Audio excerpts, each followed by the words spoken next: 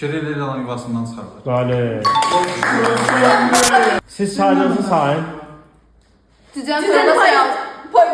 Payızda sayalım. Düzen kırılda sayarlar. Payızda sayalım.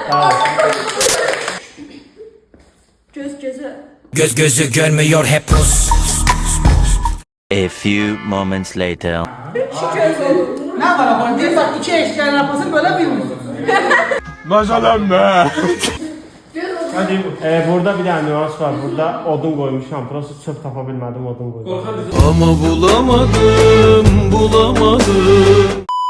Qorxan gözü çöp düşür. Bəli.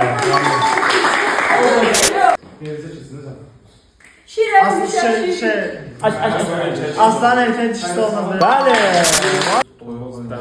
O zıyı görəndə nə başa düşdün? Yox, yatır. Hamı yatılan toy koyaq olur. Dəl burayı tərk et kardeşim. Az toyu yuxuda darı görür. Bəli. Bəli. Çarpıcı kulağa dayan. Yerində qalır. Yerin kulağı. Yaşa. Deyəsin. Kurda yine burada istemiyor. Budu. Kurttu. Düz dedin. Kurda kaldı. Düz dedin. Kurdu, Almadı. kurdu düz deyirsən. O bir səhvdir. Normal kurt al. Niyə belə qərar edir? Köşünden ye. Necə? Burada kaldı. Köşüden ye. Ne oldu dedim Yox. Aslında o daha uygun gəlir. Sən gəlsin bir səhvdir. Yine bu neden nasıl verir burada?